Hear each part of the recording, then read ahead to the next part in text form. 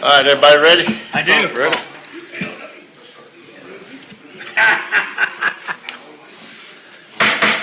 I want to welcome everybody to the April 20th, 2023 County Commissioner meeting.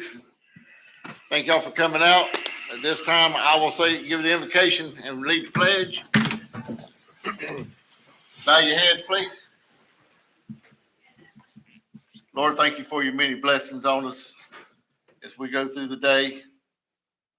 Thank you for having your hand on all of our first responders. Help them bring them home safe to their loved ones every day. And Lord, we just ask that you'll have your hand on all of us to help make us make the right decisions as we continue with the county's business. And all these things we ask in your name. Amen. Amen.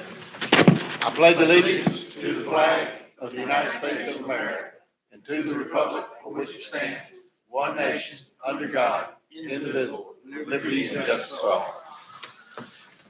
All right. Staff, are there any additions or deletions? Yes, sir. We have two additions. Mr. Kirby has one, and the other one is from Commissioner Hollingsworth with Florida Crown Board. Mr. Kirby? And my addition would be permission to enter private property. Hey, Kevin, we'll just add yours when you're up. We'll add it to the end of your stuff. Yes, sir.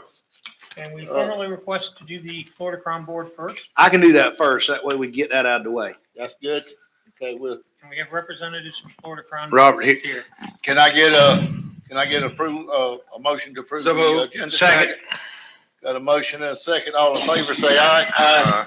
Any opposed, like sign? Motion carries.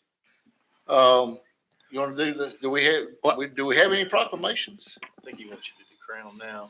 Yeah, we're gonna do the crown now. So we'll go ahead and do the Florida Crown We now. don't have any problems. This is, I want to go over what I heard, okay? You know more about it than me. You're gonna straighten them out when I mess it up, okay? All right. But what happened was I'm new to this Florida Crown. I'm new to all that stuff, but it didn't make sense what they wanted to do. And I caught them on a couple issues where they kind of doubled up, said different things. Two commissioners said different things, but essentially, if I wanted to sum it up, Alachua County wants to run our workforce. Is pretty much, wouldn't you say that's what it wants to be? Yes.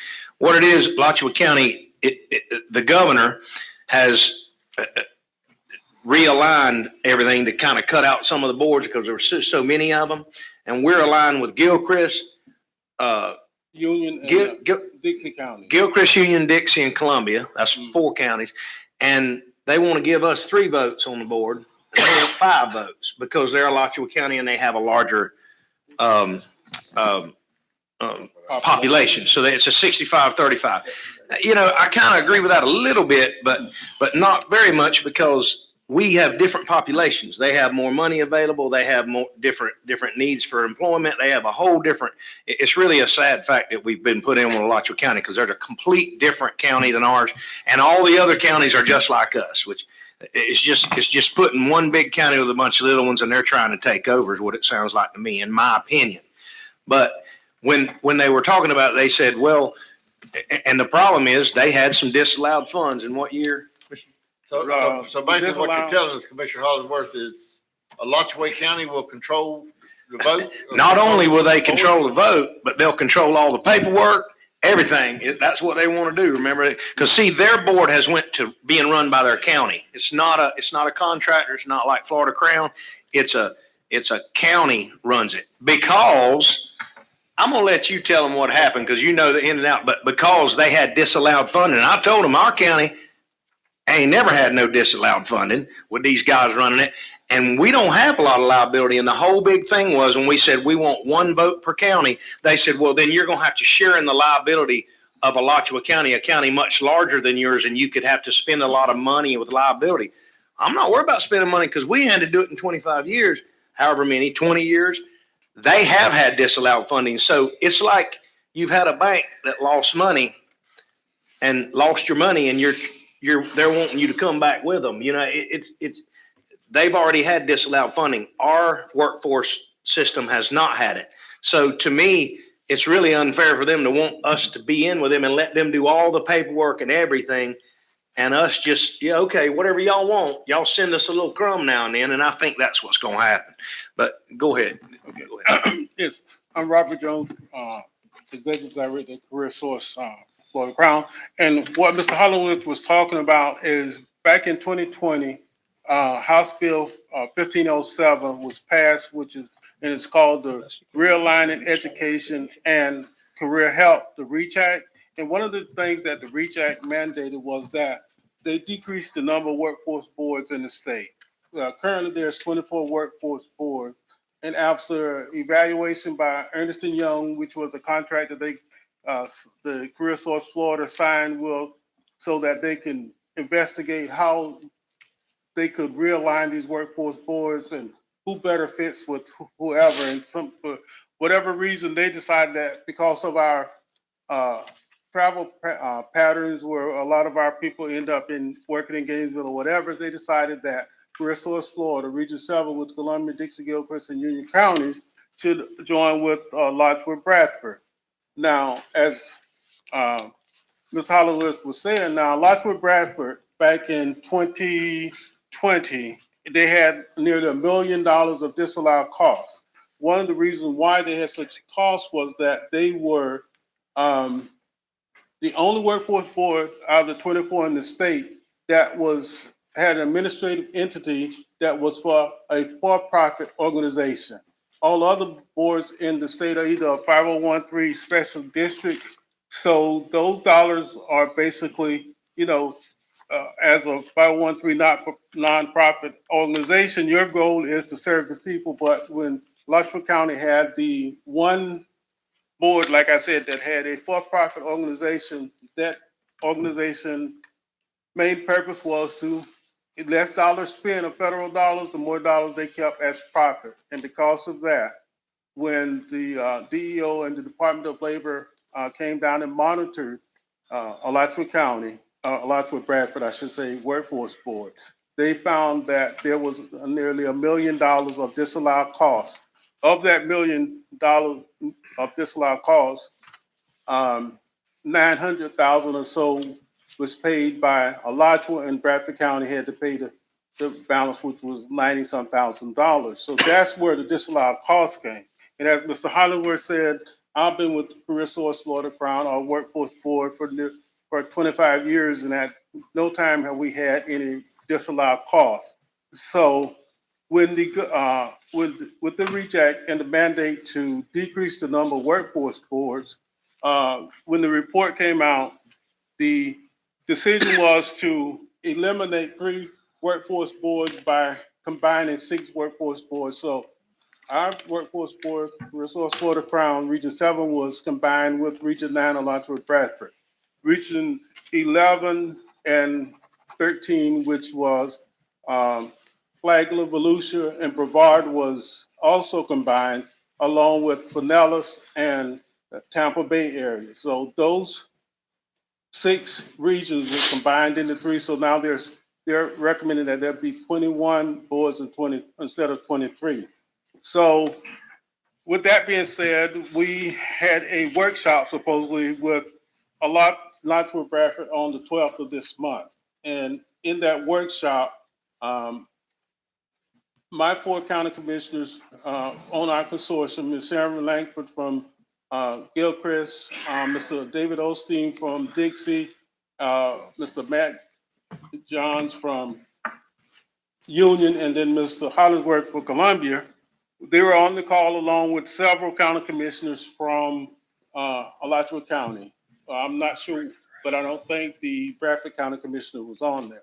Now, with the way, once they realized that they had disallowed costs, and Angela Faith, the for-profit organization, moved out, Alachua County assumed the duties of the workforce administrative entity, where they now have the workforce board as a department in the Alachua County county apparatus. So you have the workforce board that now answers to, and this is where it would go if Columbia County was put under the same situation.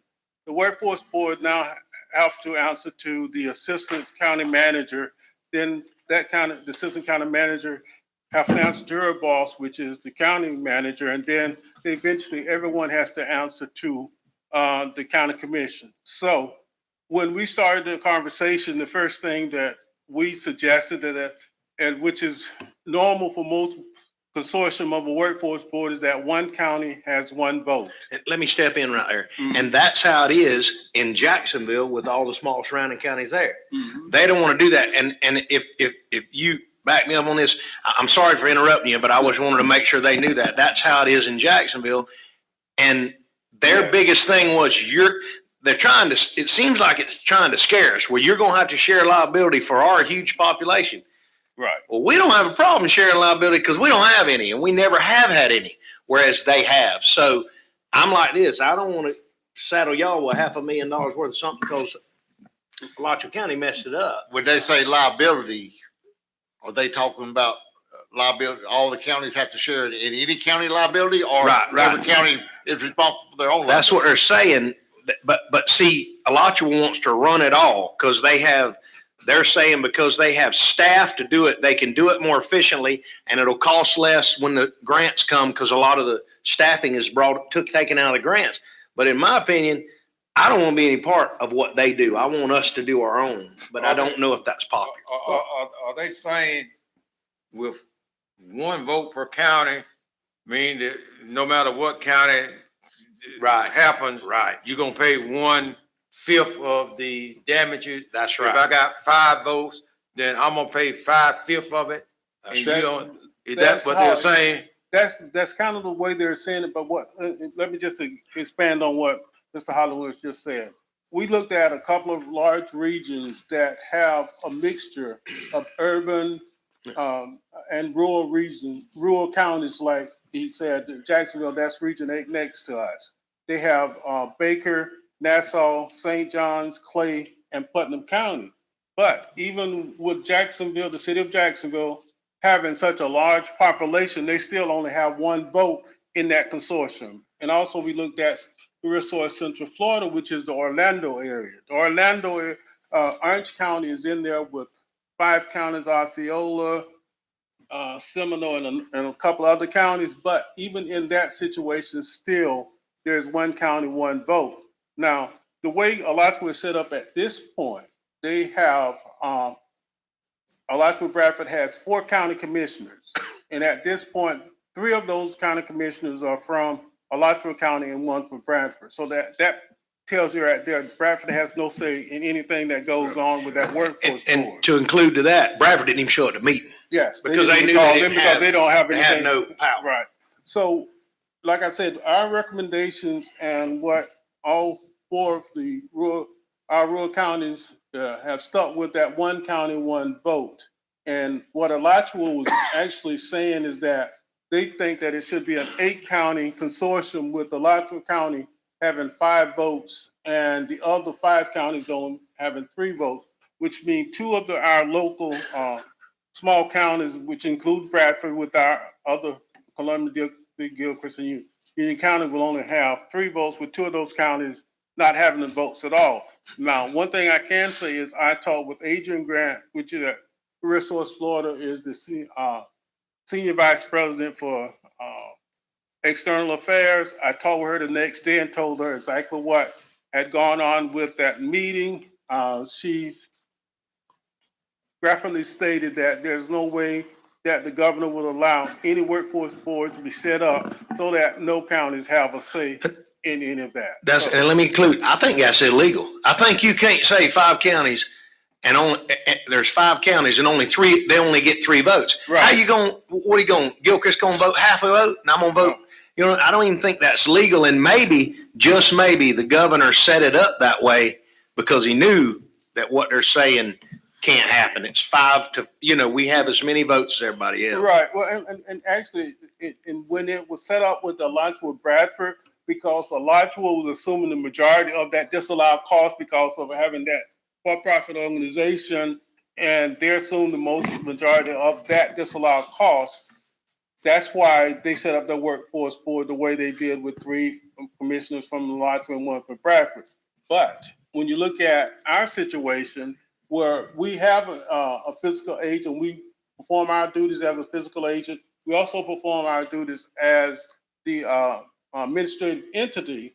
And of my last 20 years, I've spent 10 of those as a director of finance. So I know the rules and regulations as to how we can spend those dollars. The last 10 years, I've been the executive director. So I've seen both sides of how the workforce system works and how we could benefit from spending our dollars correctly. And that way you eliminate any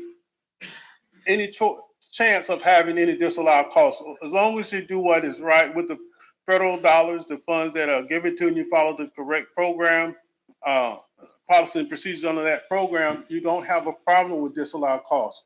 What Alachua was trying to do is scare the smaller boards into accepting the idea that, well, if we have one vote, one county, one vote, that you have this problem of, okay, you're going to share with our disallowed costs, but if it comes down to it and you're properly managing your program, there's no disallowed cost, so you have no liability. But you can always say there's liability in anything you do. But the main thing is you must be able to correctly spend the dollars that are allocated to you, and by doing so, you don't have to worry about that. So you mitigate that issue. And that's why I said to Alachua County Commissioner, remember, I said, well, if you're going to do all the paperwork and make all the decisions, and we only got 3 votes, we shouldn't really have any liability, or at least way less than y'all do. You know what I mean? Because you're the one, look at Bradford County. It wasn't their fault what happened, because I guarantee you Alachua was running the show. Yes. They had to pay $100,000. They shouldn't have had to pay a penny, because they weren't the ones executing the agreements and doing all the stuff. So to me, it's like we have messed up in the last 3 years on providing this the right way, and we've cost the taxpayers $800,000. But we want to run y'all show now. That's not going. Well, in addition, the commissioner from Alachua County made a few statements that wasn't even correct. Yeah. One thing he said that if you had any disallowed costs or any liability, that not only the county, which the county would have a fiduciary responsibility to be responsible for those disallowed costs, but he said that the individual consortium members will be liable for that cost. In other words, that is not true. In other words, they could sue me personally because Alachua County did something that made disallowed costs, or we did disallowed costs. Right. And I don't know where he came up with that. It was a scare tactic. The whole thing was a scare tactic. And really, we were being bullied. And the Gilchrist County Commissioner, I love her. I don't know who she is, but she's smarter than a whip. She told a whip. I mean, she was amazing. She got on them, but it's just one of those things. I think you have to work with Tallahassee, don't you, to find out what they can and can't do. Right. And then we'll come back to y'all. But I don't know if we need a motion or whatever, but That's what I was going to ask. What is the procedure? Do we need to turn that offer down? Is that what we need to do? Well, I mean, do we vote to accept or not accept that offer? This is not an offer at this point. This is just something that the county commissioner from Alachua County just threw out there. Okay. Now, one of the things I have to say is the state have put out an RFP for a contractor to help with these realignments, and that RFP ends tomorrow, and then hopefully by May the 12th, they will have someone on board that will help. But the main thing is, and as what I talked at the Dixie County Commissioners meeting on Monday, and what they decided to do is they did a resolution, vote Right. that said that they were going to vote that in any consortium, there'd be a one county, one vote. And that's what they said. And the next thing is they also were saying they need to talk with their local representatives and let those local representatives know that they're not going to agree with Alachua County taking over the whole 6 county, because it will be a 6 county workforce area. And they expect, Alachua County is expecting that all of the other 5 counties allow them to run the show and not have anything to say, because if you give them that 5 votes, you have no say so. I think we, So do I need to make a motion to that effect? You need a vote from us, don't you? to create a resolution, Robbie? I have a comment card on this. Oh, you do? I have one comment card. Oh, come on up, Mr. Looker. Can you give us just a second? We got one comment card on it, so. I think the motion would be, the way I read it, would be to oppose the To make proposal sure, by Alachua County. unless it's a one vote, one county proposal. Go ahead. Thank you, Mr. Chairman. I think you're putting the cart a little bit before the horse. There's only been one meeting, just one. That meeting was the first time, I've been at the last 4 meetings of Florida Crown, was the first time I even knew that Mr. Hollingsworth was part of the consortium. They had a consortium meeting before Mr. Hollingsworth wasn't there. Mr. Hollingsworth was very vocal at that meeting, as he usually is, and he had some good input. But there's only been one meeting. I look at this and I look for the backup information, and I look at this here, it says proposal by Alachua. This is in the discussion stage. Where's the proposal? I don't see it, Mr. Hollingsworth. Well, Stu, I'll answer that. I'll answer it for you right now. No, I'm gonna stop you. the clock. I'm gonna stop you because you're talking to me. Stop the clock, whatever. But listen, they didn't sound like they were negotiating to me. They didn't sound like there was any negotiation. I don't know how you feel, Robert, but it didn't sound like they were saying, "Oh, we'll talk. We'll think about y'all's." They didn't have any nice things to say. They didn't act like, "Well, okay, we'll come back and maybe we'll have another proposal." They didn't say that. So, in my opinion, Alachua County was bullying us and doing what they wanted to do, and it was really the bottom line. That's what they wanted, and that's all they were going to put up with. And you might have read it a different way, and I think Robert read it the same way I did. I didn't see any room for maneuvering. I really didn't. So you might have read it a different way, but go ahead. Thank you very much, Mr. Chairman. I would suggest the board get the recording of the meeting and get the recordings of Florida Crown meetings. They did record it on Zoom. I think the rubber just took off here somewhere. I think you just broke our microphone. That's going to cost you. It's over there. They recorded on Zoom, so you guys could see the meeting and hear Mr. Hollingsworth in action, and hear the county commissioner and all the people. There was like 13, 14, 15 people on this meeting. But you come here again, there's no backup information. The proposal is still up in the air. Just one meeting, just like you guys had for an hour and a half on recreation today, which you came up with nothing decided, except you got to keep talking. And that's the purpose of this. I would suggest you look at this. I think you need some reports from Florida Crown, find out what's going on there now with the sexual harassment issue that nobody's talking about. You'll be finding about that next week.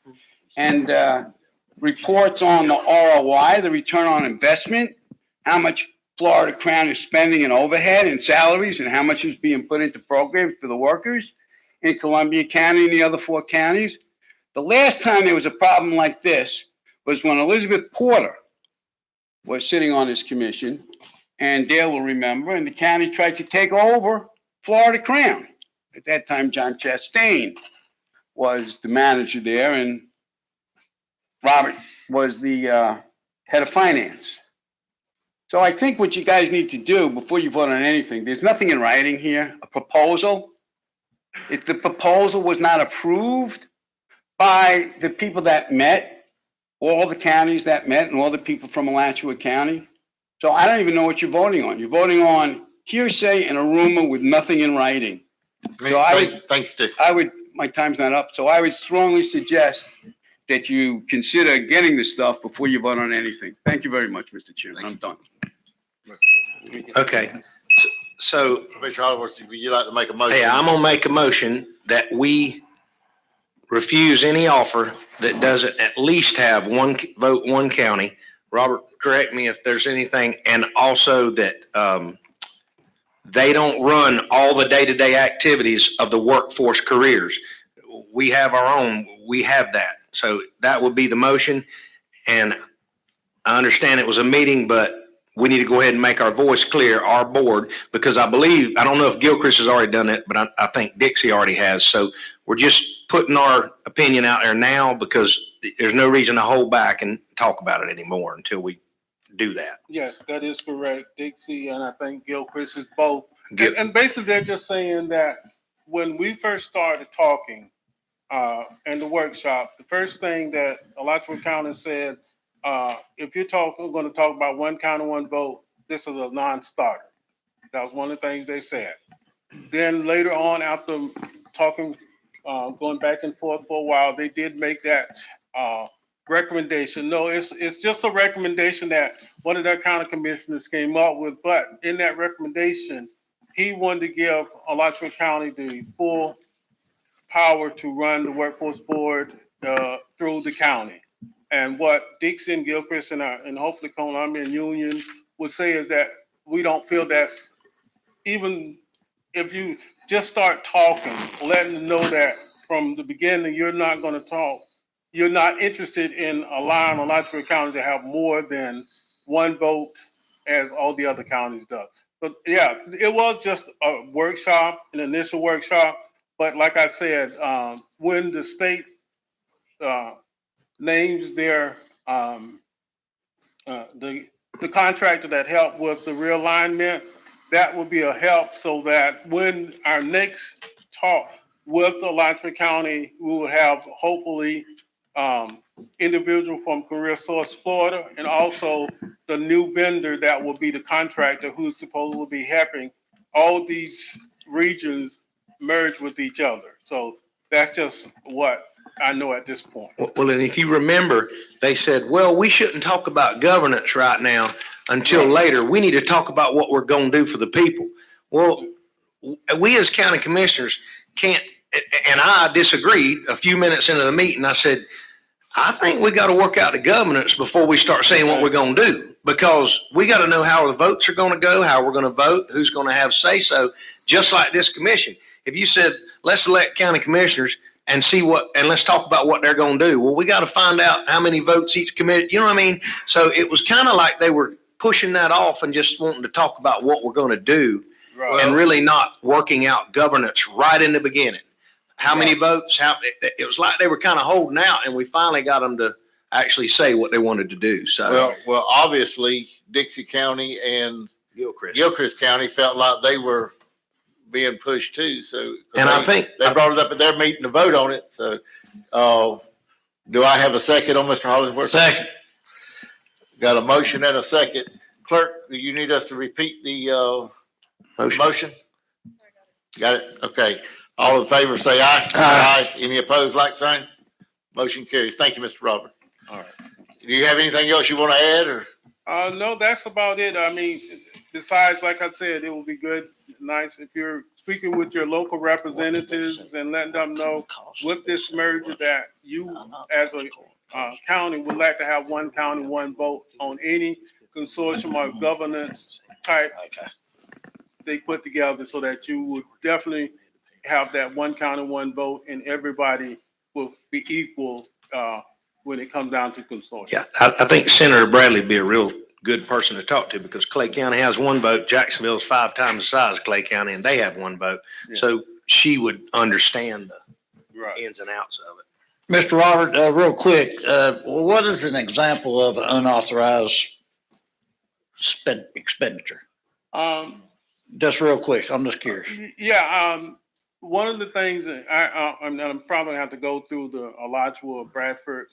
One of the things that they did is because it was a non-for-profit organization, and the individual, her husband and her son was basically the company that was running the business, and her son was the IT person, and he was driving back and forth from Gainesville to start. And he decided that he didn't want to drive his car, so the company bought him a Tesla to drive back and forth then. I appreciate it. I mean, it was I'm clear as blatant. day now. It was blatant, and Alachua County wasn't watching their business is what Yeah, the problem that's was. right. That's what the problem was. And now they want to watch ours, which Thank you. Thank you, thanks, sir, for helping us out with that. Robbie, thank you for bringing that to our attention. Thanks, sir. Glad he made that meeting. Yeah. Okay, do we have any proclamations? I don't have. You're down to public Okay, hearing, yeah. sir. Okay. I guess Connie, come on up. Stu, you probably need to kind of team up and kind of carpool something. Save a lot of gas. And, the ride would be more exciting than Zoom, I promise you that. I'm sorry, Connie, go ahead. You got to kind of rough them up every now and again, Connie. You do, when you get your chance to get Stu, you got to get him. Better not messing with Connie, she'll hurt you. Okay, first thing for me on the agenda tonight is comprehensive plan amendment number 0243. And this is to expand the designated urban development area. This is an amendment to include additional uses, basically in this 4,147 acre parcel up in the I-10 corridor. The lands are located near the interchange of State Road 41 and I-10 in the unincorporated area of Columbia County. The subject property includes lands both to the east and west of State Road 41 and north and south of I-10. The current mix in the DUDA right now is agriculture 3, which is 87.7% of the site of 3,637 acres. Mixed use commercial is 7.5% of the site of 312 acres, and public is 198 acres, which is 4.8% of the site. What this would do is to change into 6 zoning categories and 6 uses. One being highway interchange, which would be 21 acres and 0.5% of the site. That would allow for tourist-oriented facilities, retail outlets, truck stops, et cetera, et cetera. The next would be industrial, which would be made up of 1,572 acres, which is 38% of the site. That's manufacturing, assembly, processing, storage, those types of things. The third would be light industrial, 393 acres. That would be 9.5% of the total site. That's again for warehousing, wholesaling, distribution, light manufacturing. In addition, public, charter, and private schools teaching skills would be appropriate for that area. The fourth one would be public land use. That's 300 acres. That's 7.2% of the site. That would be reserved for things like sewer facilities, solid waste facilities, drainage, potable water, public health facilities, etc.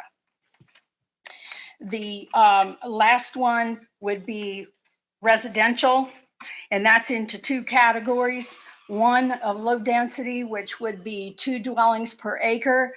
That would have 21 acres added to the site. And then the other would be residential, very low density, which would be 1 dwelling per acre. And that would be 1,840 acres. In total, that would add up to your 4,147 acres. This map, you feel that one? This shows the proposed expansion areas in the orange. The existing is the yellow. And the proposed expansion is in the orange. Connie, all of this land is in the county, right? Yes. Okay.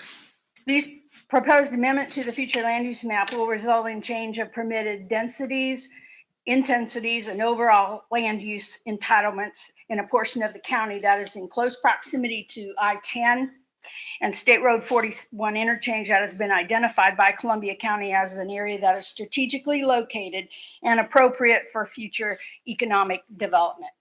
And we're here tonight to simply ask for permission to submit this proposal, this amended proposal, proposed amendment rather, for the comprehensive plan amendment to the Department of Economic Development in the state of Florida for comments.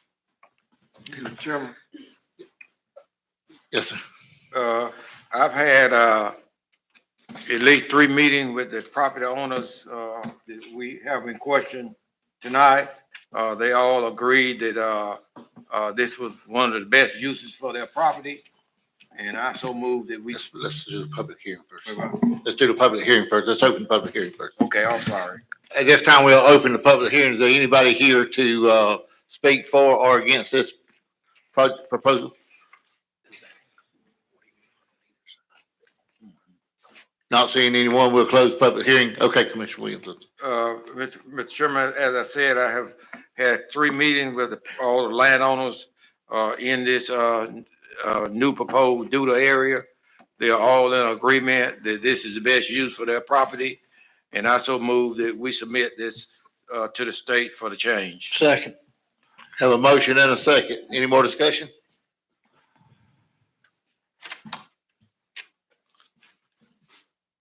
All in favor, say aye. Aye. Any opposed, like sign?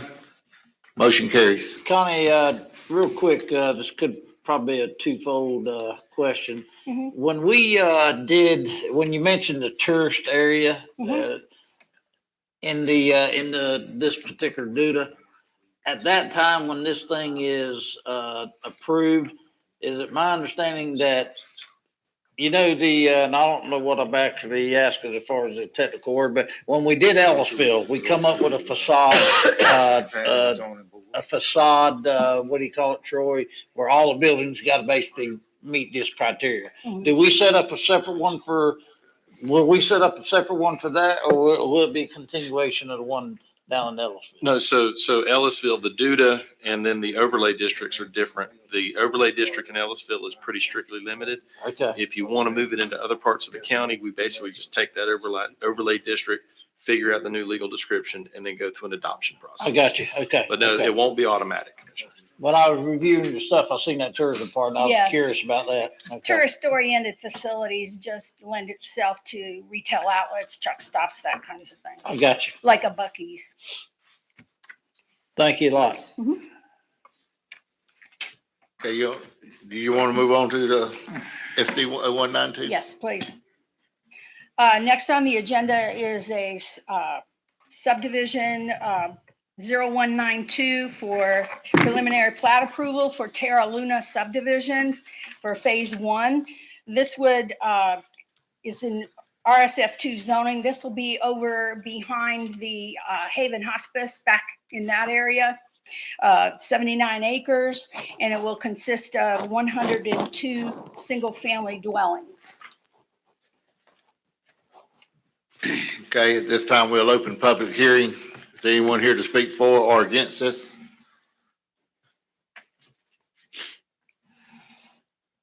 Not seeing anyone, we'll close the public hearing. Board? Kevin, is this the one that I remember talking to you about that was major elevation changes on that parcel of property? Yes, sir, that is correct. And the developer, engineers, whatnot, have worked well with us. It was a process. If you recall, we made some amendments to our index, if you may. Correct. This is the first project that's all under those rules, Good. and we are satisfied with everything. Okay. This Good has been a long haul. Well, I'll to make- get this one up to par. I'll make the motion. I move that we approve Got a motion and I have a second? Got a motion and a second? Any more discussion? All in favor, say aye. Aye. Any opposed, like sign. Motion carries. Thank you very much. Thank you, Ms. Connie. Mr. Chairman, I move we approve the consent agenda. Second. I have one comment card wanting to remove number 1 from the committee of the consent agenda and add it to the discussion items. Is board okay with that? Stu wants to remove the Which number one you 1. move, Mr. Chairman? Number 1, Yeah, number 1, transfer the economic. budget amendment. Okay, we'll remove number 1 and add it to into David's stuff. So I got a motion, and Ron, your motion would be to remove number 1? Or you want to leave it on there? from the consent agenda. Didn't you make a motion to approve the consent agenda? Yeah, Yeah. Ron did, yeah. I did. So you want to, can you You want- want you want to amend your discuss- motion to remove number one from the consent? We agenda? can go ahead and discuss discuss it and then Put it on approve the those. agenda. We removing it, we pulling it for discussion. Pulling it for discussion. Oh, okay, gotcha. Okay, well, let's just go ahead and do it right now then. Yeah. Okay, Stu, you got a card on this. Come on up.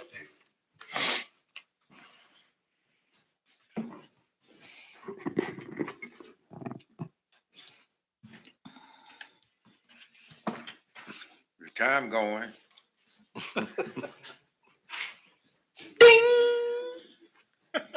Ding, ding. 16, more like 60. Ding, ding. State your name, sir. Thank you very much, Mr. Chairman. Am I recognized? State your name. Thank you. Stu Wilker.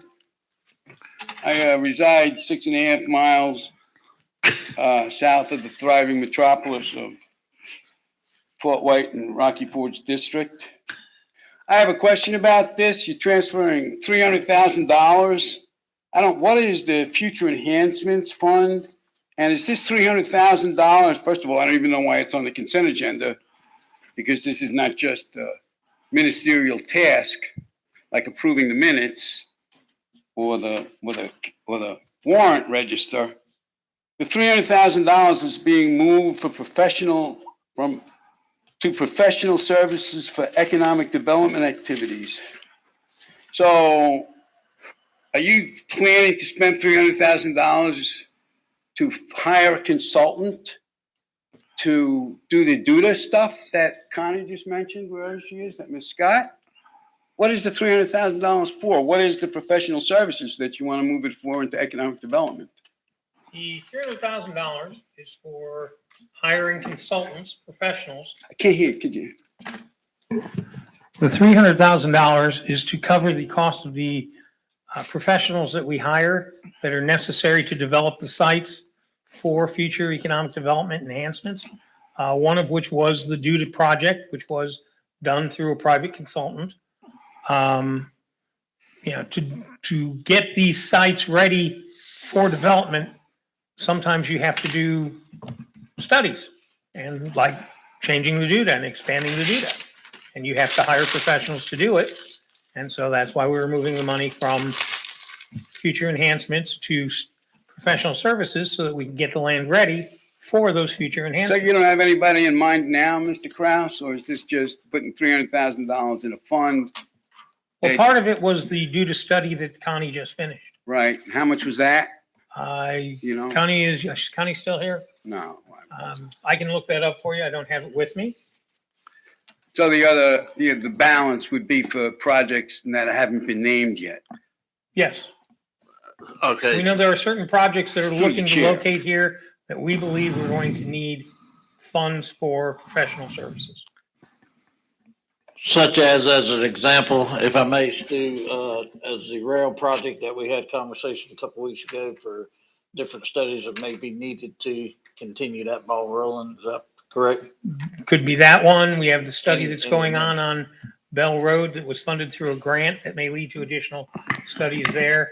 If we move forward on this DUDA expansion, there are several large landowners that have want to develop their property that we may need to do some studies on.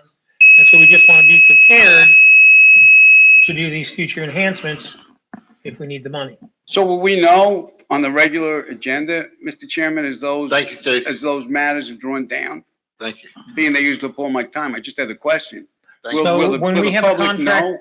when we have a contract with a specific vendor, especially if it reaches the purchasing thresholds, it will be placed on the agenda. Thank you very much, Mr. Chairman. Okay. We have a motion and a second for the consent agenda. All in favor, say aye. Aye. Any opposed, like sign? Motion carries. Okay, Mr. Mr. Chair, Kirby. take a motion to adopt as well, please. oh, I'm sorry, yeah. Motion to adopt consent agenda. Second. Got a motion and a second to adopt the consent agenda. All in favor, say aye. Aye. Any opposed, like sign? Motion carries. Okay, Mr. Kirby. All right. Good evening, Mr. Chairman, members of the board. I have 3 items for your consideration this evening. The first, as you know, we are connecting the bike trail down on US 27 between Columbia and Suwannee County across the Itchtuttony River. The agreement between the county and Duke Energy as it relates to that crossing, revisions were made to be consistent with Suwannee County's trail agreement. So I'm requesting a motion to approve and execute trail agreement between the county and Duke Energy relating to the installation of the trail from US 27 at the river to Suwannee County. So move. Second. Got a motion and a second. I would just like to say, this is something we've been working on now for 2 years, 2.5 years with Suwannee County and Duke Energy. What will be taking place here is right now, the bike trail, where you cross the East Utney River, you have to go across the bridge on 27. That's a very narrow bridge, very dangerous. Matter of fact, we had a couple people hit already on bicycles on that bridge, but now they will be using the old railroad bridge. Yep. On the bike path. And like I say, I'm glad we finally got this worked out and excited to be moving forward with it. So we have a motion and a second. All in favor, say aye. Any opposed, like sign? Motion carries. Okay, thank you. The next is RFB 2023G. County received 2 bids for sports marketing. Airstream Ventures was low at $39,000 with a $5,000 conference fee. I'm requesting a motion to approve bid and contract to Airstream Ventures in the amount of $39,000. So move. Second. Got a motion and a second. Any more discussion? All in favor, say aye. Aye. Any opposed, like sign? Motion carries. Thank you. My final item, a few weeks ago, there was a wildfire that went on the east side of State Road 47 in the Azalea Park area. During the course of that action, the Division of Forestry obviously reacted, and they rutted up a man's yard significantly, putting the wildfire out. The constituent reached out and was very upset. Long story short, I'm requesting permission after the fact, as we always help our other partners. We went in and repaired the damaged ruts and got the man's yard back right. That was at 1294 Southwest Packard Street.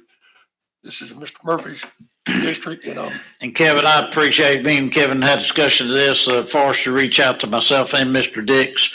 And, it was just one of them things, they, jumped out there, tended to the fire, and it was, everybody just forgot about it with everybody else's daily duties. But, the Florida Division of Forestry, Kevin's crew stepped up. The man's very satisfied, and I appreciate the help. And, it's just one of them things that just kind of fell under but it's done now. It's done right. So I'll make that motion to approve. Second. Got a motion and a second. All in favor? Aye. Aye. Any opposed, like sign? Motion carries. thank y'all, gentlemen. Thank you, Mr. Kirby. Mr. Kraus. Yes, thank you. I promise to be as quick as possible. First one is emergency housing repair, group 6, 7, and 8. So we're already up to group 8. This is the money that was returned to us after we expended it on ARPA money. So it is county funds. This is the county program, not the CDBG program. And so basically, the consultant went out and met with all the homeowners, did detailed bid tabulations of the needs for their houses. Of the 12 houses that they went out and bid, one did not receive a bid submission at all. And that homeowner then withdrew from that program. And I believe it's down below where we're going to put them in the CDBG program. We're recommending awarding 7 of the projects to low bids from groups 6, 7, and 8 to Patriot Response Group. And we're recommending 3 of the houses to be awarded to A2B Development LLC, also the low bidder. Board. And David, there's all these projects going on. I was asked several questions this week and I didn't have a clue, to be honest with you. It's in the weeds of these projects, but in the original ARPA money projects, is everything, I had a brief discussion with Mike about it and he confused me pretty good, but it was all good. But is there any debate going on as far as, are we getting any complaints from any of these people? Because one minute I heard some not satisfied, the next minute they are. So it sounds like somebody either doing their job or not, but it sounds like everything's kind of working good. But do you have any input as far as, is anybody saying they're not getting their buck? There have been a couple homeowners that have had issues. Uh-huh. We've sent Antonio back out there a couple times to negotiate with them. Mike may know more if they're all satisfied at this point.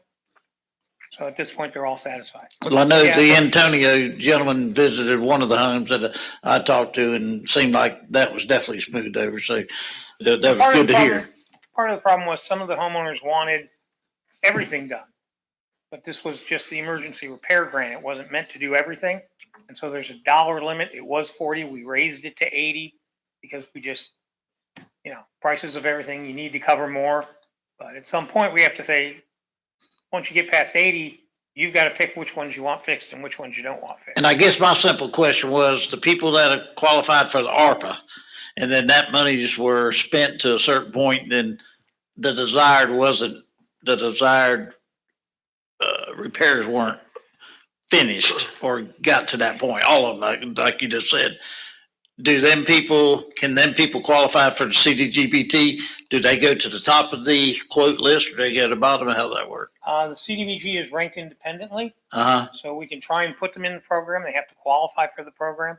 One of the issues we had with the CDBG is you had to have homeowners insurance.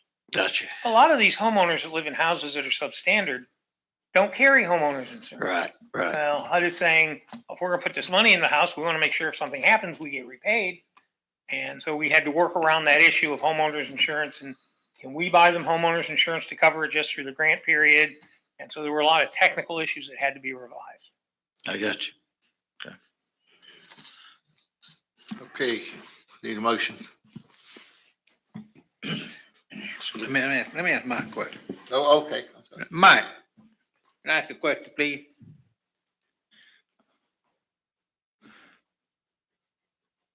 Yes, sir. So if I'm looking at this thing right, the people that you've already had done work for, Yes, sir. has everybody been complete, everybody's happy and all that kind of stuff? No, they're still work in progress. They're still in work in We've progress. only closed out a couple of the houses in group one. So they're still in the final stages in group one and in group two. The contract signing that we did just last week, those haven't even started yet. So they're all work in progress and they're intentionally spread out because we've only had 2 to 3 contractors that have come to the table. So they can only handle so many at a time. Right. So they're intentionally spread out this way. So say for instance, one of these homes doesn't get everything that it's supposed to get done. Are they gonna be able to go back and finish that later or how is that gonna work? There is a limited amount of funds that have been put into the ARPA program for county and a different pot for the city. We recognize there is a ceiling, as Mr. Kraus indicated, of $80,000. When Guardian sent their folks out and did a scope of work, the homeowners signed off on those scope of work. But we recognize that as Commissioner Williams knows, anytime you do remodeling of older homes, you're gonna find some things. So we left a little cushion. There's already been change orders on many of the homes going through. But the change orders, we're still not going to exceed the 80,000 per house. Because if we spent the maximum on every house, we wouldn't be doing this many houses. We would have had to have decreased the number of projects we did. Okay, so you still got enough for the 18 project? Yes, we've left just enough to make sure that we don't exceed, because we cannot exceed the budget. So we have enough in case there's some additional change orders on these final. We may not have any more bid letting for the county ARPA yet. We're going to wait till we close these out before we do any more county, but we'll do some more city ARPA next, and then we'll start on the CDBG program. Okay, all right, thank you. And that's one reason they say emergency house repair. Yes, sir. That don't say total house repair. You're exactly right. Thank you. Thank you, Mike. Okay. And Mike's been doing a great job on this project. I Yeah. actually have to say I have glad very he's little to handling do it, not with it. me. So it's nice having somebody that can take. Well, I mean, bull I by can the horns. understand where it's I coming make a from. motion to award 7 of the projects to Patriot Response Group LLC. Second. Got a motion and a second. Let me make sure you make a motion to, You need the other. 6, 7, and 8. Okay, well, I said LLC and 3 of the projects to A2B Development LLC as per bid tabulation. That's exactly how the recommended motion was. Okay, got a motion and a Joel's second. direction. All in favor, say aye. Aye. Any opposed? Motion carries. So on a related issue, like Mike said, we're finally getting into the CDBG houses because it's HUD. There's a lot of HUD regulations. It's a lot more complicated. It's tougher to get into, tougher to get approved. These are all the people that we have in the pool. And this is what we're asking you to approve is the rank ordering. And then as they get into the projects, they'll start at the top and go as far as they can. Move to approve the ranking. Second. Got a motion and a second. Any more discussion? All in favor, say aye. Aye. Any opposed, like sign? Motion carries. The next item is Residential Development Assistance Program. Basically, back in 2020, you approved this scorecard to rank residential developments that would then give them a tax abatement, much like you do companies, corporate things. And when you approved it, you said, let's look at it again in 3 years and see if it made any difference. Well, then COVID hit, and nobody was building anything for a while in COVID. And so really, it's a good program. It's meant to try and encourage developers to build workforce level housing, not affordable necessarily, but workforce.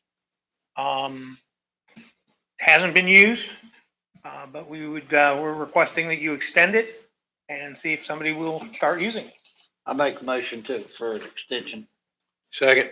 Got a motion and a second. I would like for some discussion on this. Jennifer, me and you met on this with a customer the other day. Can you come up a minute? Board, one of the problems is project has a homeowner association or special taxing district, and I'm reading number 5 on this,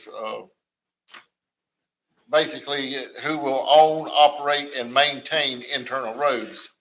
Most of your subdivisions in the county don't maintain or operate roads.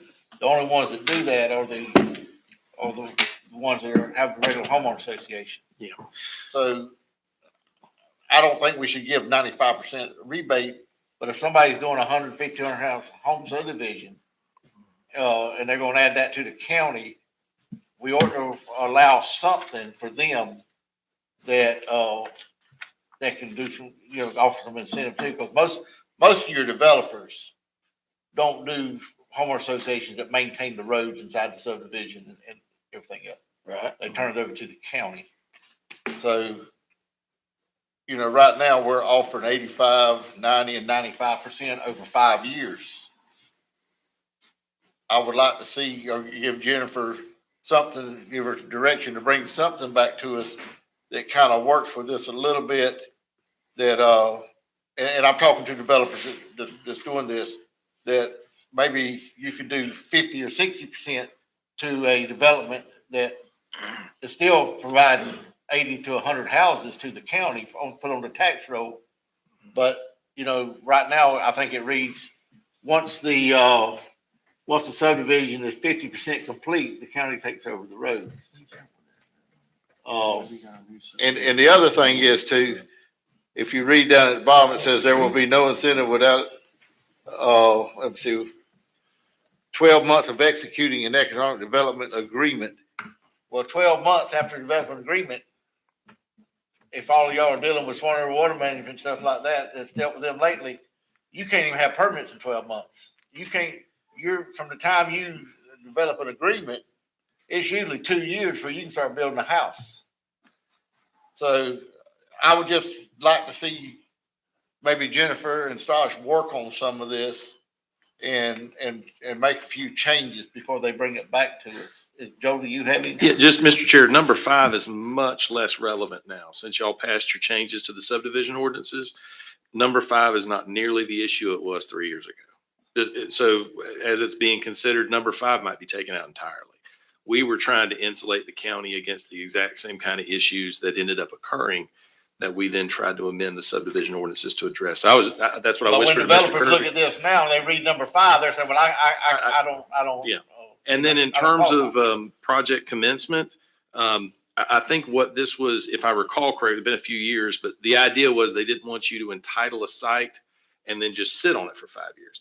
I think, and we do need to clarify that, but I think if you're working with Water Management District and you're going through permitting, you've started the project, right?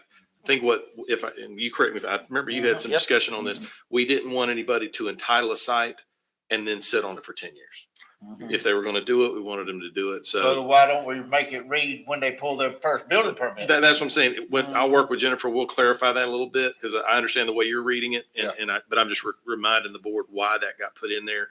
And I think the scenario you're talking about, that's not what the board was concerned about 3 years ago. So we can fix Mr. that. Chair, Yes, sir. my only concern would be the build out of if you look at 150 acre, 100 home subdivision, and we said it needed to be about 99.5% complete with the houses. If we drop it to 65% and accept the roads at 65%, you still got a lot of work to be done within that subdivision. So you got the possibility of tearing up a lot of roads that we already took responsibility for.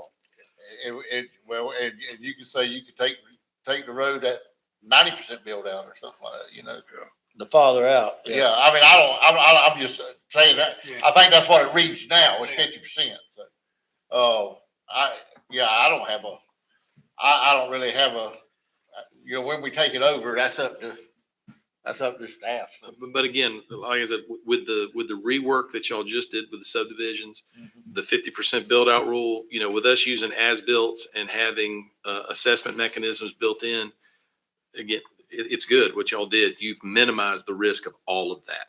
So really, when you talk about incentive, and if you look at it, 95% rebated over 5 years, if they're slow to develop the property, there's not going to be a lot of taxes to rebate. If they're fast to develop the property, there will be. So it incentivizes them to develop rapidly. So you're only talking about 5 years, and in the life of subdivision, that's a very small period of time. So I think we'll get with Jennifer, make a couple small tweaks.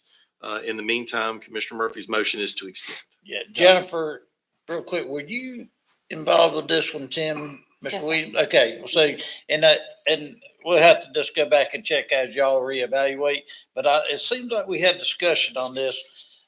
As such, where the developer at that time was promoting this, that particular area of the preserves, they wanted to kind of co-design it as, I'm just gonna use that as an example, as, what do you call it out there in Gainesville? Town of Tioga / Marion Place right here, where the roads aren't of legal width, and so, I don't remember the whole discussion, but I remember that was long drawn out, so just kind of keep that in the back of your head, and you probably already have, but whenever y'all get around to discussing that, but you got any recommendations, inputs, or? We've talked about a few things. The other thing to remember, this was created pre-COVID. Yep. And we all know how the world has changed since then. So like the point of from commencement starting there isn't realistic now, whereas 4 years ago it was. So there are a few things in there that need to be tweaked based on the world that we live in now, as far as the time it takes to build out materials, supplies, labor, all of that kind of thing factors into this too. So there are several items in this that need to be revisited. Okay. So I have a motion. Do I have a second? Second. Have a motion and a second. All in favor, say aye. Aye. Any opposed, like sign? Motion carries. Thank you, Jennifer.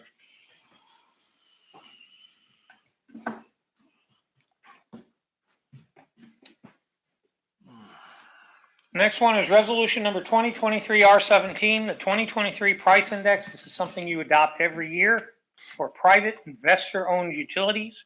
It is to create a price index like the Public Service Commission does. In fact, it actually takes the price index from the Public Service Commission. and adopts it so that they can do rate increases gradually rather than one big time rate increase with a rate study. So we're asking you to approve the resolution, which would set the 2023 price index at 7.07. And I note, as you can see, consumer price index over the past several years, it's been around 2% for a long time. Past 2 years, it's gone up tremendously. David, if I had a discussion with, Azalea Park, I think it's called, is that right there? Yeah. I mean, that's, it's an increase and everything. It seems like every time you turn around, we're getting an increase on something or other, but we've got, I learned something, our utilities gentleman, he educated me the other day. I was kind of blown away that these utilities such as these, they only have to test 4 times a year. And then, of course, we're having a rust issue out there. They are. It doesn't, there was problems. Stacy talked to the gentleman, very cooperative, what have you. But I would just, is there a timeline, a time frame issue going on here, Dave? No, this is, we adopt it this time of year every year. Okay. The issue is there are 2 requests for the index that's coming up next. Our big problem when the board chose to not use the PSC and to do these things in-house, we control rates. We don't control the utility itself. Right. So we can't regulate water quality. We only control the rates. Now, in a full rate study, you're going to do is bring in the whole community and they're going to tell you what the problems are and you're going to try and negotiate with the owner to do things to improve it. But at the end of the day, this board only adopts rates. Now, you could choose to go back to the PSC and not even be in this business at all. And Joel and I have talked about that on several occasions, and it may be something you want to consider. Yeah, and that would strictly relate to your private utilities, but that's always an option available to the board. If you want to start returning this back to the PSC as you move into the full, your own utility business, you may not want to be in the business of regulating the rates of these private utilities. Let that be handled by PSC. But that's something to start thinking about, a discussion for another day as far as this agenda is concerned. And in no way am I saying any utilities producing unfit water. By no means. I just, Stacy educated me a lot the other day. I just wondering, and I know these people, their costs went up just as well as every one of our costs. And they deserve the extra money, but it's just, when I'm getting calls, hey, my water's rusty going in my coffee, but you just let this guy give me the opportunity to go up on his rate, so I don't. And we certainly can work with the private company, cajole the private company, tell them we're going to talk to DEP about their water quality. Lots of things you can do. The problem is sometimes coloration isn't a regulated aspect of water quality. Who is Small Ridge over that one also? Is he doing? This is just a general one. Oh, is it? The next 2 that are coming up are both run by Small Ridge. Yeah. Okay. So this is just for any private utility that's investor owned that would want to take advantage of the index rate, they could do so. Okay. Any more discussion? Do I have a motion? Mr. Chairman, I move we adopt resolution number 2023R-17. Second. Got a motion and a second. All in favor, say aye. Aye. Any opposed? Motion carries. The next one is the utility price index adjustment for College Manor. Based on the price index, this would be the rates that they would begin charging. And I think their financials and their request was included in your packet. Move to adopt. Any more discussion? Yeah, what's the rate increase? I couldn't find it right here. It's on It's going from 21.28 Yeah. to 23.66, and the user charge is going from 212 to 236 per 1,000 gallon. More discussion? Have a motion and a second. All in favor, say aye. Aye. Any opposed, like sign? Motion carries. The next one is Lance Water. Again, I wanted this one on your agenda because just to remind you, this is the one that the court has us have Mr. Smallridge operate. It is not actually owned by Mr. Smallridge. We actually are responsible for it. And of course, to keep from having to come back to us and asking us for more money, because he's losing money, he would like to use the rate adjustment. So any money he loses, we're responsible for. Board, good motion. Move to adopt. Got a motion, second? Second. Motion and a second. All in favor, say aye. Aye. Any opposed, like sign? Motion carries. Finally, we're up to resolution 2023-9. This is the one that the Fort White Columbia County Utility Committee discussed, and they recommended trying to stabilize the rates so that the Ellisville rates are equal, and comparable to the Fort White rates. As such, it is a rate increase for the Ellisville customers, but not the Fort White customers. The recommendation is to increase the water rates in Ellisville to match the water rates in Fort White. On the residential side, that would be an increase of 77 cents to $8.14 per 1,000 gallons. And on the commercial side, it won't bring it to the Fort White, but it's a step.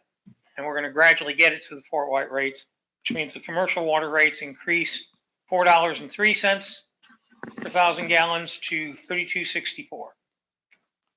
Fort White rates remain intact until October.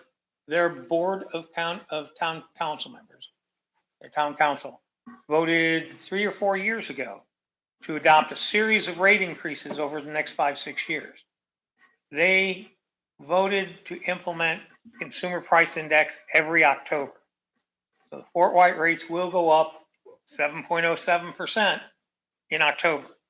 At that point, you would then decide if we're keeping Ellisville the same, that would happen as well. Just want to make Pretty sure much, you're aware of that. it's pretty much what we discussed in the meeting a couple weeks ago. So, yeah. So all customers were sent notices on March 1st. In addition, staff is going to recommend a bunch of policies because when we took over the Fort White utility, their policies and our policies didn't match. Some of these are beneficial to all our customers.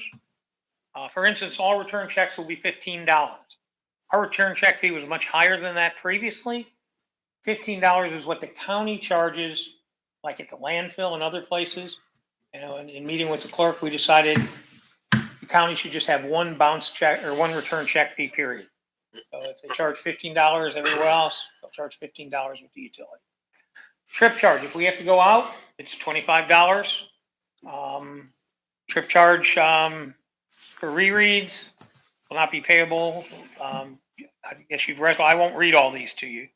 Reconnection fees, $50. Applications, $10. Late fees, $15. $25.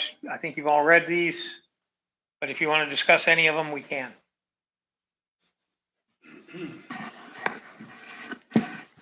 I was asking you today about, I think it was today, about the rate on the amount of water that you use, and you said the more you use, the more that Swanee River wants to charge you for your water. Is that right? That's pretty much the policy for most utilities. Okay. Because So, yeah, the they have incentive what- is to conserve water. Yeah. They have what they call a conservation rate. So your rates are in blocks of usage. And ultimately, what the district wants is to make you use less water. So the more water you use, you move up blocks, the higher the rate. But there again, I'm kind of speaking for the racetrack in Ellisville. Mhm. It uses a lot of water. And it goes back into the ground. As soon as it pulled out, it goes back in the ground. So is there any way that you may be able to discuss that with Swanee River and see if there's any rate change for something like that? Yeah, I mean, ultimately, this board sets the rates. Yeah. So although the district wants you to do that and they encourage you to do that, they can't force you. Well, Ever, is that non-potable water that you're washing water down the track? Is that what it is? They use a hydrant. So, so they get it from a fire hydrant? Is that where you get it from? Yeah, I If it's mean, non-potable water, though, they could drill a well for non-potable water, couldn't they? Yeah, and well, use a they could, but you You know, you gotta You have can't, a big tank, fill it Yeah. up, and fill up the big truck, all that kind of stuff. So it's easier to just get it out of the. Mr. So Chairman, you're- you can't, by state law, they can't put down a well. Well, now, what's this state law done got me What was that, charging Rob? me more By money? state law, they can't put down a well. Yeah. Where there are public utilities, in close proximity, Yeah. under the Florida statute, you can't put down a well. Just like you Yeah, but can't it put don't down a go, sep- it don't just like you can't put down a septic tank if there's sewer available. Yeah, but now if this water was going by the racetrack, it would make sense. But then we have to go up to the interstate to get it. That don't make any difference, as long as it's available. I think non-potable, you can do that. If you're irrigation or non-potable, you can use a non-potable well. You can't do, potable water. But where y'all at, you're not restricted because you don't have Port White utility water anyway. No, do you at the racetrack? no. Y'all have a well now. We have a well, but it won't pump enough water Uh, to water the racetrack. So you're, okay. You might use 12. So they're filling a truck up, a water truck, washing down, soaking the track down. I think that was the first call I had when I got elected, several years ago from Archie Rogers. Well, I want a discounted rate, you just spraying it on the ground right up there. Dale Williams wanted to start all that trouble right there. put him in the Thank middle you, of it. Dale. Remember that, Dale? But I mean, They're sitting there flushing the lines and then they. I understand that they need to get more money and they want to keep you from using so much. Yeah. But if I can go up there to the end of that fire hydrant when that guy flushes it out, I can get 2 or 3 truckloads for nothing. Well, actually, But you can't hook up to it. buried somewhere in our rate structure that nobody's ever taken advantage of Oh, I know. is a lower We've been water taking rate for advantage using of the it. flushing valve water. Say that again, David, I'm sorry. There was a rate established for using the flushing valve water, much lower than the regular rate. Since we were dumping it on the ground, we wanted to encourage. I don't know about that. much, I don't know about much lower, but Dale, I was told that Dale wasn't discounting enough. That's what I told him. Yeah, But like I think say, it's called an I'm just- agricultural rate. I'm seeing that because We just correcting old problems. we The just, we truest just thing, put the Slick. water in there. okay, But I think it's called the agricultural rate and nobody uses it. let's move forward. Do I have a motion to approve resolution 2023 R-09? So moved. So, Got a motion and a second. All in favor, say aye. Aye. Any opposed, like sign? Gotta have Motion water. carries. Thank you very much. Thank you, Gotta- David. Gotta have water. Okay, we'll do 3-minute comment at this time. Open public comment. Anybody want to come up?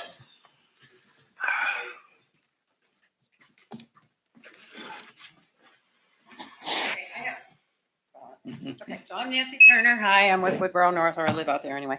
And so I got to talk really, really fast because my 3 minutes is going to go fast. Okay, when I was last here on March 23rd, I had talked to David Kraus about the grant proposal was never submitted for bringing the sewer out to our neighborhood or out in the area on Lake Jeffrey. And so he was very apologetic, accepted 100% of the blame.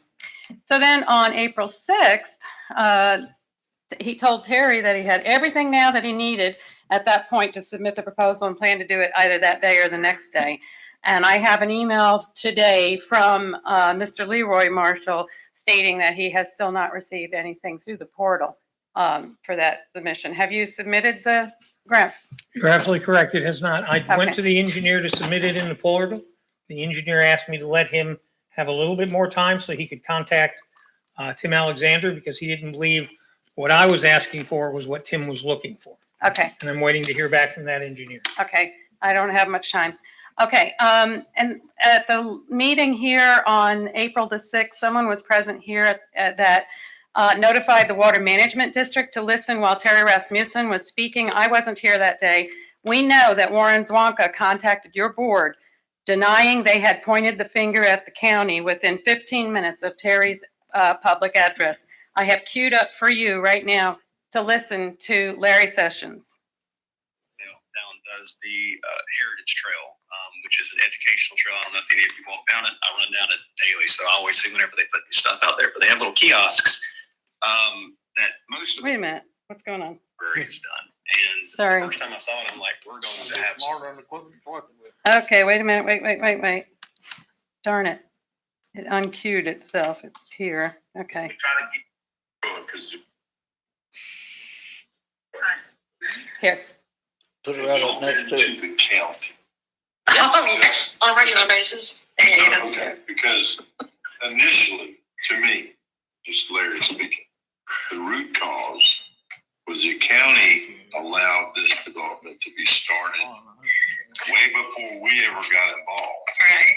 So as long as the county understands that people like you have problems with people misrepresenting things, because I'm a farmer and I know in a place that stays wet all the time, I can't grow things like I need to grow it because you're going to get root rot and die. I don't know how your grass grows.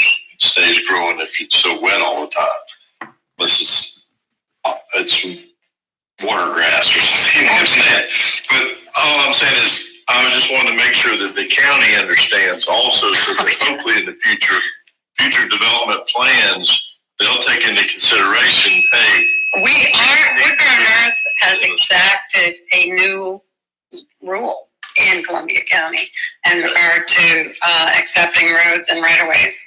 There, and that's a whole other can of worms. I'm not gonna open it. My big concern was, I wanted to make sure that Columbia County understands implicitly. Yes. And matter of fact, having already accepted the road. Can you text that to us on our phone? Then I guess I can. Yeah, that way we can listen to it. Yeah. Okay, yeah, and you need to listen to at the timestamp of 1:13 and 30 seconds, but to 1 minute, 15 minutes and 37 seconds. And that's going to tell you why Terry was here the last time to talk to you all, because they told her to.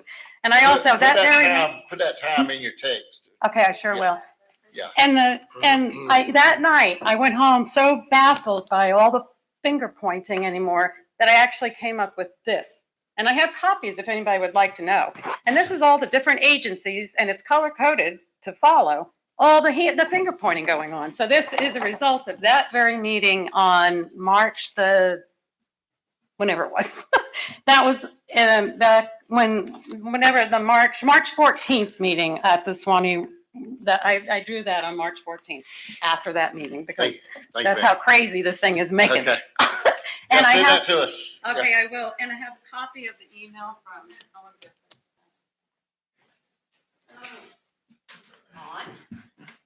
so David knows it's a fact. I don't understand. No, you're fine. So long, but Can you make sure Olga gets a copy? Olga's a clerk. Lady did.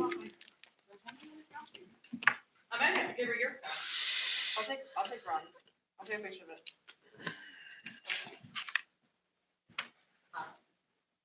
Anybody want a copy of my little finger point in that? Pretty good. Interested? No? Thank you, ma'am. You want it, Ron? State your name, please. Oh, my name is Nancy Herman. I'm talking. Yeah, The other Nancy. yeah. Oh, I'm sorry. Bye. Bye. Thank you very much. Bye. Hi, my name's Terry Rasmussen, Woodsboro North, off Lake Jeffrey. Speaking today, I wanted to say what she's played the tape for you, and there's more on that tape. So when you get it, you can listen to the second comment, which was pretty much the second thing. And we wanted to let you know that because we go to Swanee River meetings to talk about our concerns, because they're in the process of doing a new permit because there's an expired permit. So they're doing a modification. So we go to these meetings and we come here actually just to bring you up to date because we know everybody's involved. And so we go to those meetings to speak to our concerns because we can't speak to staff. So we go to Swanee River to talk to them about the concerns and what's going on to date. By the way, nothing is going on to date. They've just done skimming of the ditches, that is all. So we still are at risk of flood out there because we don't know if the pumps are working yet. The water's not right yet. It still needs to be redesigned. You can write that down. They still haven't done that yet. So we're waiting for all that to be done. And I wanted you to know, more importantly, that the comment from Larry Sessions was not solicited. I did not go there and say what came first, the chicken or the egg. After he said that, that's when I came here to say that. We've never been finger pointing. We've never gone that way, ever. And he just blurted it out. Well, you heard what he said. And that made me come to the county, this meeting here, to discuss what I did at the last time. I didn't make it up. I said it because they said that to us. And no one rebuffed what he said. No one said what he said was not true. And then they humiliated me and played that whole tape of that meeting with me talking to you all saying that, talking about the county. And they played it at the meeting in front of everybody saying that, and Zwonka, Mr. Zwonka said, none of my staff would ever say that. I don't know why you said that. And everybody looked at me at the board and it was kind of embarrassing. And I was very insulted. I don't think we've been rude to you guys or disrespectful in any way. We've always come to you guys for solutions and answers and just to tell you what's going on. And that's it. I said to him, my last comment was, it wasn't staff, it was someone up here in front of you. So we got the recording now, and I'll play that also at the next one of our meeting to know that I didn't make it up, and they had no right to be so disrespectful to me for coming to you and talking to you. I'm allowed to do that, and I'm allowed to say something. I didn't think it was damaging. It is what they said. And that's the end of my conversation. And I thank you as always. Anybody else?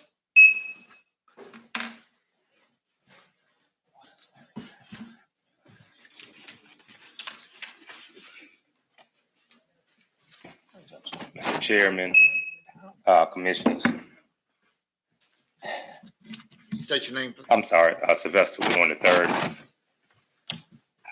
I wanted to, Mr. Chairman, if you didn't mind, I want to use Mr. Kirby's name as a reference with no disrespectful way, but just to give an analysis as to what was discussed. So it makes sense as to what I'm about to say in this comment, if that's okay, sir. So, but it won't be nothing rude or disrespectful. A while back, I went to Mr. Kirby, and Mr. Kirby can confirm that I was having an ongoing conversation with him about hiring convicted felons. And I pushed it, and Mr. Kirby finally told me that there was no policy against hiring convicted felons, but the county did have a practice against hiring convicted felons. And he eventually told me he had no problem with hiring convicted felons, but by no means would he hire any sex offenders. And I was like, hey, I cheered that on, and I agree 100%. Well, here of late, there is a guy that came home from prison. His name is Freddie Davis. And this is a very rare situation. He went to prison. He's been in trouble a few times. He went to prison. And prison is all about reform. And he came home with all his education in water treatment certification. So much so that from what I'm understanding, he's got more certification than the guy that y'all have as a director. And for some reason, now all of a sudden, HR wouldn't hire him because now there's a 10-year waiting period from the time you get out of prison that you have to go 10 years clean as a convicted felon. But that wasn't what I was told when I was talking to Mr. Kirby. And I would just want to know, if a man go to prison, he cannot wait 10 years to get a job. As a matter of fact, this man lost his job because he came to the county interview and rode a bicycle. And when they did a reference on him about working at Homes of Merit, they fired him because he didn't tell them that he was going to look for a job. So having all the credentials to get the job with the county, he don't get the job, lose his job, and you already open it, and come to find out he was the best qualified candidate. And when your workforce, and I've said this to the city, I said this to the county, everybody talk about there's a shortage in workforce. And that's true. And I've said this time and time again, your new workforce, my friends, is gonna be the convicted felons. And so we might as well get over the stigma, because some of our children that are not convicted felons are entitled and spoiled, and they ain't trying to go to work. They're just trying to live off of daddy. And I got a 21-year-old son that fits that profile. So I just ask that you look into Is it. this guy a Class C, D operator? I mean, is he certified in water treatment? He's the real deal. He's the real deal. And it is rare that people go to prison and certify themselves in something like water waste management and that type of stuff. And I just don't want to see people getting the door shut in them as a convicted felon, because I know what that do. If you're a convicted felon, you're trying to find jobs and doors get shut in your face, you got the certification, the next thing you know, you're going to go back to what you first knew, which was selling drugs, and he's going to be in selling drugs. And here was an opportunity for the county. I used to do a lot of work for prison systems on their treatment plants, wastewater treatment plants and stuff. And most of the people that operate them plants at the prisons are prisoners or they're inmates. They usually have a supervisor that kind of oversees all of them. but the actual day-to-day operation is done by inmates. I worked side by side with several of those inmates when we was working on those plants. And, I'd have to agree with you. They are intelligent. And a lot of them young men that's in the prison, they made a bad decision one day, and that's how they ended up there, and they, if Commissioner, I Chairman, if you don't- kind of agree with you that you got to kind of give them a second opportunity. That's what I was getting at, Mr. Chairman. If a man redeem himself and take his time in prison and educate himself, because I've been to prison.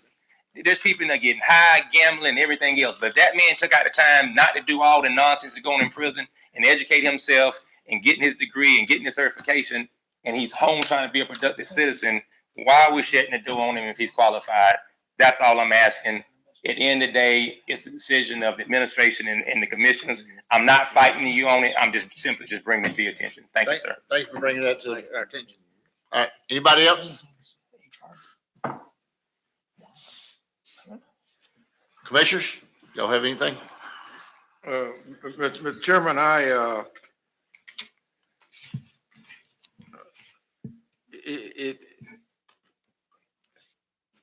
don't have anyone in my family that I know that is a convicted felon, but I know a lot of folks that is. I know a lot of folks that just need a chance. Everybody has done something in our lives, but some have done things that caused them to be incarcerated. And if that's the policy, that you got to wait 10 years, well, that's a policy. But there's also, to me, I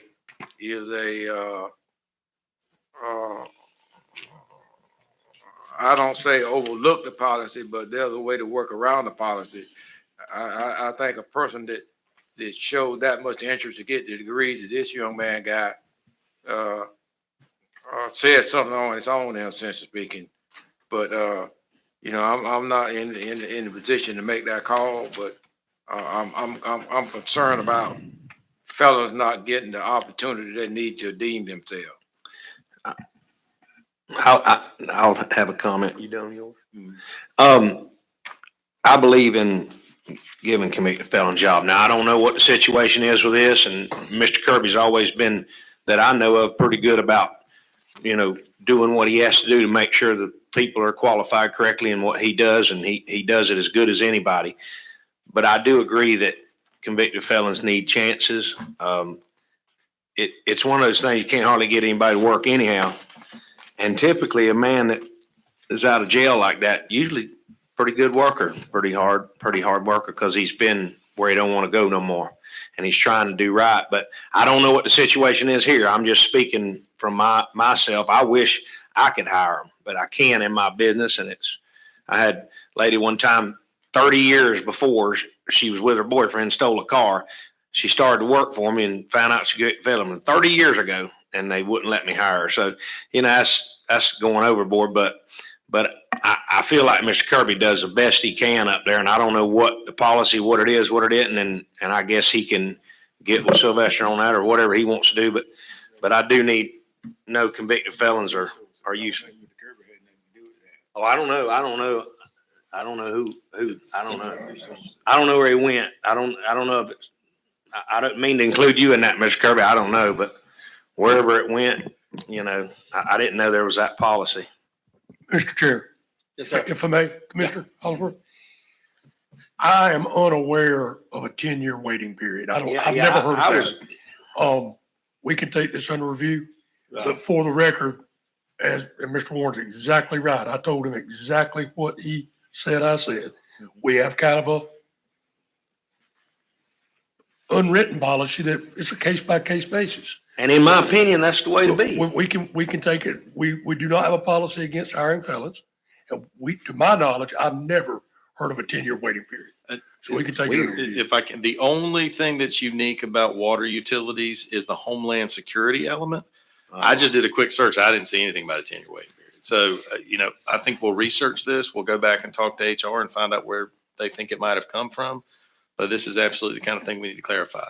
Because I think Commissioner Hollingsworth and Commissioner Williams made the point, we can't fill the jobs we have. Right. And that's what it kind of surprised me, because I know Kevin, if you're a good man, he's gonna hire you whenever, so. And I'm gonna tell you, Class C and Class D operators, they're just not out there. They're not readily available. If you got one, you need to take advantage of him. So, and I'll just add too. I mean, I've done construction all my life. I've worked employees all my adult life, and I've worked several inmates from the Columbia County Jail on work release. I'd pick them up in the morning, drop them back off 5:30, 6 o'clock in the afternoon. And some of the best employees I had come from work release and stayed with me once they got out of county jail. It's just, and that's construction work now. It's not, it's outside, it's working. And like I say, I've never had a problem working with anybody that's got a record, because like I know several people that I've got relatives that made one bad decision one night, and they ended up actually good people that made one bad decision one night and ended up in a bad situation. So, but yeah, I was kind of, I'm glad y'all brought that up, because I was kind of wondering about the 10-year policy too. I've never heard that. Yeah, I've never. that kind of defeats the whole purpose of having a Right. hiring policy at all. Mr. Chairman, can I ask this? And I sit down. I want to say that I did not say that came from Mr. Kirby. I was using Mr. Kirby as an example I of understand, a conversation. I just want that to be clear. I don't want nobody to go back and say Right. that Mr. Kirby said that. The only thing Mr. Kirby and I talked about was there was whether it was a policy or whether or not there was a practice. That was all we talked about. Never said that he stopped it or he said anything about a 10-year thing. We understand. Okay, all right. Thank you. We'll take it under review. That's very strange. Anybody else got anything to add? That's all I have. I'm in agreement with everybody else. You can make a mistake at least one time in your life. If you ain't, I got married one time, but that wasn't really a mistake. Well, she made a mistake too, I can tell you that. David? One thing, in the workshop this afternoon, we did not get to the tentative budget schedule. That is in your packets where we believe the tentative is. If you have any time conflicts or any changes. I'm please good email for them. any time other than most of the month of June. I'm gonna be gone a lot of June. I'm trying to make couple of one of the meetings, but I'm gonna be. Me and my wife haven't took a vacation because of COVID for 3 years, and we're going on a vacation this June, so I'm gonna be out a little while. So It's not good for myself either. yeah, So if you can get me your schedule in June. yeah. There's some things we have to do in June, like preliminary tax roll. We have some flexibility about when that. We ain't gotta be here for that. That's pretty. We had vice chair run that meeting. Full White's gonna have a little bit of increase. So yeah, anybody have any issues or questions or want anything added to the calendar, just let us know. I'll get you my schedule. Anybody else got anything? No, sir. Nobody out in the audience got anything else? Motion, I'll take a motion to adjourn. We adjourn. Thank y'all. Thank you. Thank everybody for coming. Oh, Even you, Stu, thank you for coming. What the heck you talking about me in a bad mood? You were grumpy. You know,